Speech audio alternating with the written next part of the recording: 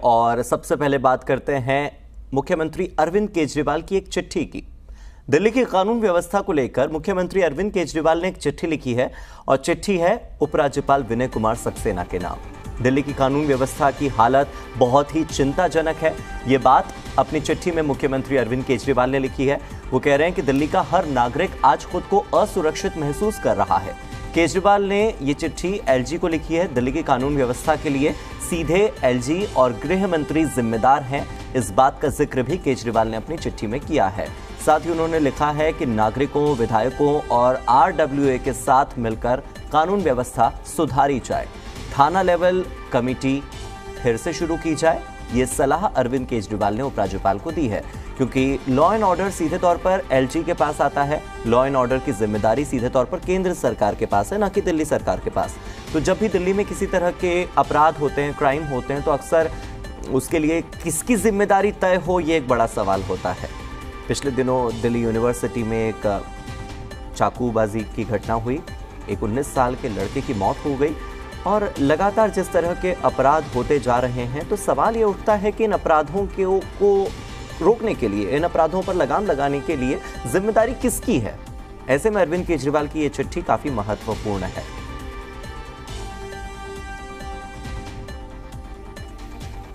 और मेरे सहयोगी बलराम पांडे जुड़ गए हैं ज्यादा जानकारी के साथ। बलराम, जब भी दिल्ली में कोई क्राइम होता है तो लोगों को यह समझ नहीं आता कि इसके लिए जिम्मेदार किसे ठहराएं। कई बार वो कहते हैं कि केजरीवाल की सरकार है, फिर भी दिल्ली में क्राइम हो रहे हैं। लोगों को शायद ये पता ही नहीं है, आम जनता को, कि यहाँ की कानून व्यवस्था सीधे तौर पर केंद्र सरकार के अधीन आती है। और कहीं ना कहीं दिल्ली में अगर अपराध बढ़ रहे हैं तो इसमें केंद्र सरकार की ढिलाई और उपराज्यपाल की जो ढिलाई है वो साफ नजर आती है। ऐसे में इस चिट्ठी का कितना महत्व है? देखिए, आपको बता दें कि जिस तरीके से पिछले कुछ दिनों से दिल्ली के अंदर आपराधिक वारदातें हुई हैं, उसको लेकर के आज दिल्ली के मुख्यमंत्री अरविंद केजरीवाल ने उपराज्यपाल बीके सक्सेना को एक पत्र लिखा है।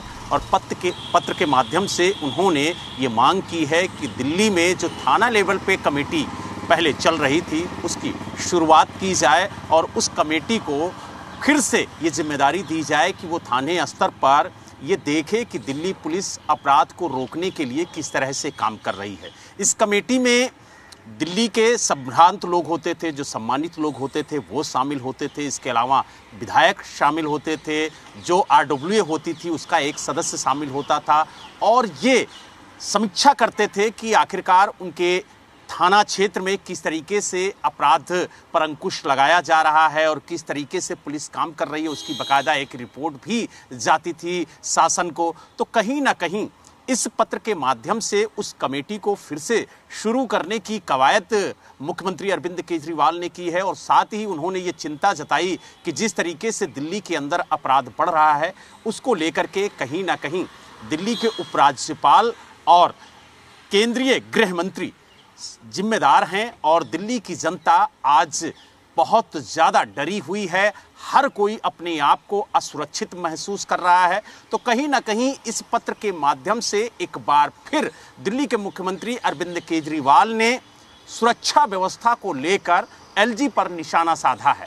हालांकि आपने देखा होगा कि पत्र के माध्यम से पहले भी दिल्ली के मुख्यमंत्री अरविंद केजरीवाल ने उपराज्यपाल बीके सक्सेना पर निशाना साधा और पत्र के माध्यम से उपराज्यपाल ने भी मुख्यमंत्री पर निशाना साधा। लेकिन आरोप प्रत्यारोप का जो सिलसिला दिल्ली में चल रहा है, उसको लेकर के कहीं ना कहीं जो दिल्ली की जनता है वो सफ़र कर रही है। अगर कानून व्यवस्था की बात करें तो पिछले कुछ दिनों में जिस तरीके की वारदातें दिल्ली में हुई हैं, वो कहीं ना कहीं सवाल खड़े करती हैं कि आखिरकार दिल्ली में जो कानून व्यवस्था है, क्या वो राम भरोसे है। और जिस तरीके से आरोप दिल्ली सरकार लगा रही है और आज पत्र के माध्यम से दिल्ली के मुख्यमंत्री अरविंद केजरीवाल ने खुद सवाल खड़े किए हैं। अगर दूसरा राज्य होता जहां पर सरकार की जिम्मेदारी होती है कि कानून व्यवस्था को देखे, लेकिन अगर दिल्ली की बात करें तो ये केंद्र शासित राज्य है। यही वजह है कि यहाँ पर जो कानून व्यवस्था की जिम्मेदारी है वो सीधे गृह मंत्रालय के हाथ में है। लेकिन बलराम, कानून व्यवस्था की जिम्मेदारी जिनके भी कंधों पर है, देखना ये होगा कि केजरीवाल की इस चिट्ठी के बाद क्या वो लोग सक्रिय होते हैं। क्योंकि अरविंद केजरीवाल तो यही कहते हैं कि मुझे गंभीरता से नहीं लिया जाता। उनकी चिट्ठी को कितना गंभीरता से लिया जाता है, उनके सुझावों को, उनकी सलाह को कैसे मानती है सरकार, ये देखने वाली बात होगी। शुक्रिया जानकारी के लिए।